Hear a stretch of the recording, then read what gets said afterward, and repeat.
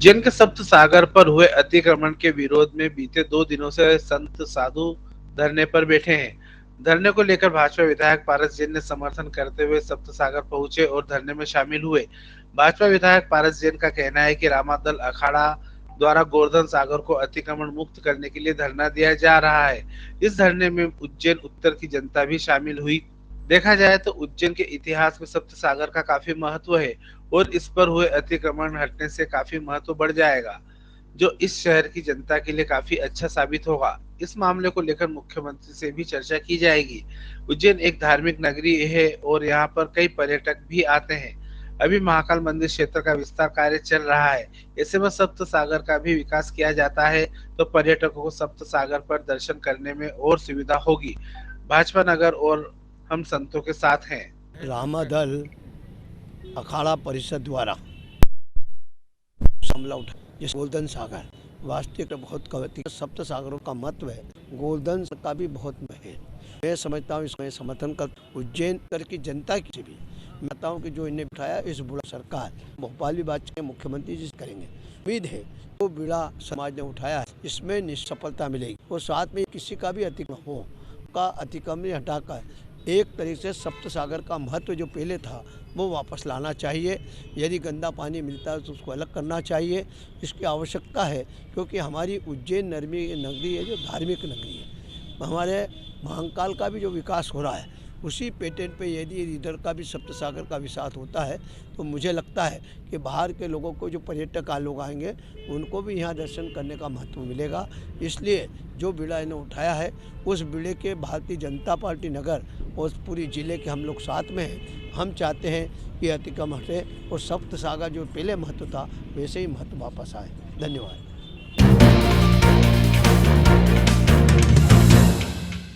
महाकाल मंदिर में रविवार सोमवार को श्रद्धालुओं की भारी भीड़ उमड़ी। कोरोना संक्रमण के खतरे को देखते हुए महाकाल मंदिर प्रशासन समिति ने दर्शन के लिए मंदिर में प्रवेश करने वाले हर श्रद्धालु के लिए कोरोना वैक्सीनेशन का सर्टिफिकेट साथ में लाना अनिवार्य कर दिया है। इसके साथ मास्क लगाने पर ही मंदिर में प्रवेश दिया जा रहा है।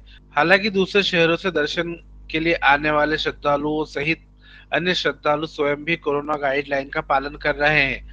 गौरतलब है कि संक्रमण बढ़ने के कारण महाकाल मंदिर में दर्शन के लिए आने वाले अन्य राज्यों के श्रद्धालुओं की संख्या कुछ दिन पहले कम हो गई थी, लेकिन शनिवार रविवार को फिर मंदिर में भीड़ बढ़ गई है।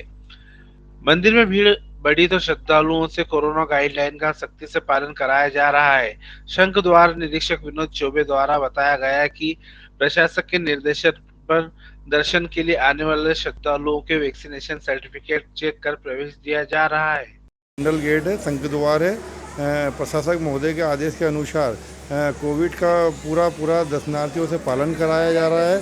सोशल डिस्टेंसिंग का पालन कराया जा रहा है। मास्क लगवाया जा रहे हैं, सैनिटाइजर करवाया जा रहा है और वैक्सीन सर्टिफिकेट चेक किए जा रहे हैं। जिन लोगों का वैक्सीन सर्टिफिकेट नहीं है उसको तुरंत लाने को कहा जा रहा है। पूरे भारत या पूरे देश में जिस प्रकार से कोरोना की तीसरी लहर जो आई है, जिस प्रकार से आपको मालूम है कि भारत में 3,06,000 केस है और 440 मौत हुई है, उसी प्रकार को संदर्भ में लेके महाकालेश्वर मंदिर में कोरोना को लेके बहुत सारी व्यवस्थाएं की गई है। जिस प्रकार से सभी को मास्क लगाने का निर्देश दिया गया है और मंदिर में महाकाल मंदिर की ओर से वैक्सीनेशन जिनको नहीं लगा उनको वैक्सीनेशन भी लगाया जा रहा है और फर्स्ट डोज और सेकंड डोज वैक्सीनेशन का देखकर ही मंदिर में लोगों को एंट्री दी जा रही है और ऑनलाइन की व्यवस्था कर रखी है अभी दर्शन के लिए। मास्क लगाने का समझाइश दे रहे हैं सबको मंदिर में, मास्क लगाइए, मास्क लगाना अनिवार्य है।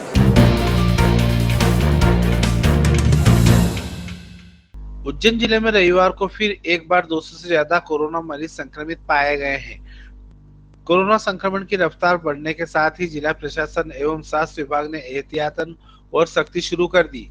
जिला अस्पताल में पहुंचने वाले सर्दी खांसी और बुखार से पीड़ित हर मरीज का कोविड टेस्ट किया जा रहा है।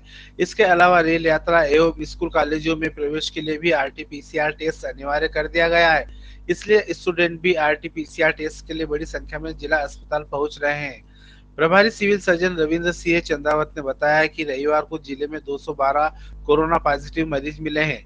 इनमें से केवल शहर में 204 मरीज हैं। संक्रमण की बढ़ती रफ्तार एक बार फिर दिख रही है। इसे देखते हुए स्वास्थ्य विभाग ने टेस्टिंग बढ़ा दी है। जिला अस्पताल में प्रतिदिन सर्दी, खांसी, जुकाम और बुखार से पीड़ित मरीजों का कोविड टेस्ट किया जा रहा है। इससे संक्रमण की रफ्तार को रोकने का प्रयास किया जा रहा है। लगातार 2 साल से लॉकडाउन की वजह से आर्थिक तंगी से जूझ रहे जनता को इस बार लॉकडाउन नहीं लगाकर गति देने का प्रयास सरकार द्वारा किया जा रहा है।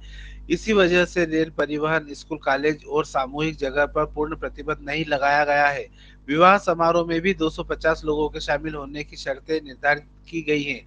स्कूल, कॉलेज में भी 50% क्षमता के साथ क्लासेस लगाने की अनुमति दी गई है। लेकिन प्रशासन ने यह तय कर दिया है कि स्कूल, कॉलेज की कक्षाएं और परीक्षाएं देने वाले हर छात्र को RT-PCR टेस्ट और वैक्सीन के दोनों डोज लगवाना अनिवार्य है। की तीसरी लहर को देखते हुए जो अपने यहाँ पहले से फ्लू ओपीडी संचालित थी वो अभी भी संचालित है और डेली वहाँ पे अपने यहाँ टेस्टिंग भी हो रही है और अधिक से अधिक लोग यहाँ पे आ रहे हैं। अभी जिस हिसाब से दोनों लहर के बाद जो लोगों में जागरूकता आई है कि हल्के लक्षण होने पर भी हम अस्पताल जाएं और जांचें कराएं, तो उसी हिसाब से यहाँ पे लोग आ भी रहे हैं, उनकी जाँचें भी हो रही हैं क्योंकि अभी लगातार कोविड के केसेस बढ़ते जा रहे हैं।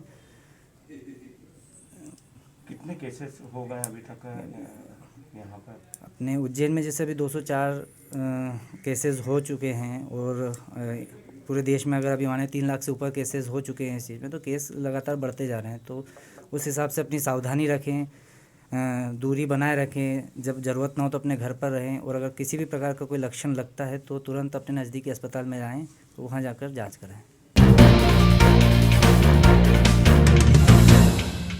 उज्जैन के देवास रोड स्थित भरतपुरी में परिवहन विभाग के कार्यालय पर बड़ी संख्या में लोग रोजाना लाइसेंस बनवाने और अन्य काम के लिए पहुंच रहे हैं, जिसमें वहां कोरोना गाइडलाइन का पालन नहीं हो पा रहा है। उज्जैन के RTO दफ्तर में पदस्थ कर्मचारी ने जानकारी देते हुए बताया कि लगातार रोजाना 100 से अधिक लोग यहां पर लाइसेंस बनवाने पहुंचते हैं।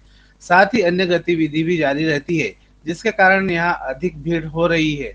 हालांकि अब प्रशासन ने संभागीय कार्यालय को बड़नगर रोड पर शिफ्ट करने की सहमति बनाई है, जिसका काम भी तेजी से चल रहा है।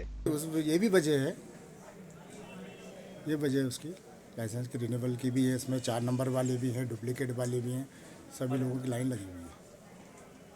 ये रीज़न है। कितने लोग रोज के लाइसेंस बना? 100 से 150 लोग लाइसेंस बनवाते हैं।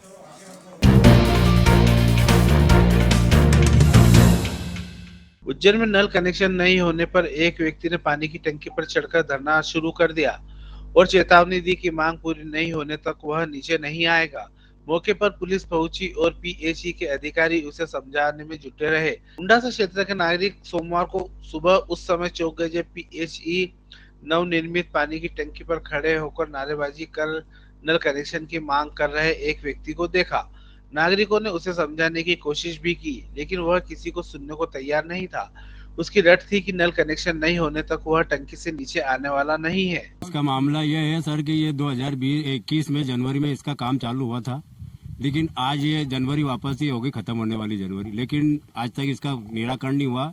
कई बार यहाँ सामान रात को सुबह आता है और रात को ट्रैक्टर आता है तो भर के ले जाता है।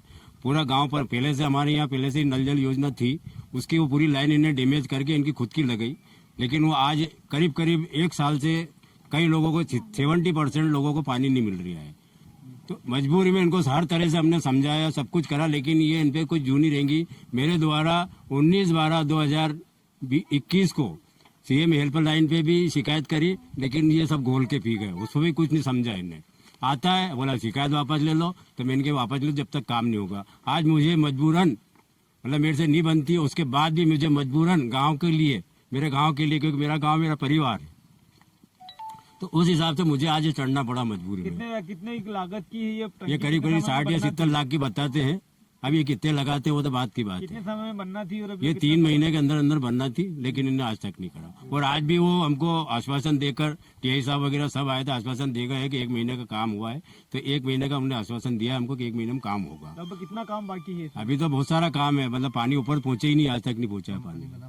पंप नहीं लगा, प्लम्बर बनना है, वाल डलना है, चेम्बर बनना है, यहाँ पे कुछ भी नहीं हुआ। लगता है आपको 1 महीने में काम पूरा हो जाएगा? मुश्किल है, क्योंकि अभी 2 महीने से इधर कोई आके झाँक ही नहीं रहा है। और यहाँ जिसको भी काम देते हैं, जैसे अभी वो प्लास्टर या काम जो भी होता है, उसमें जैसे आज वो मिस्त्री काम करके गया, वापस इधर आके नहीं देखते, आते हैं खाली पट्टियाँ खोलते हैं, मतलब 10-10 दिन तक उसमें कोई पानी का छींटा भी नहीं डालते हैं।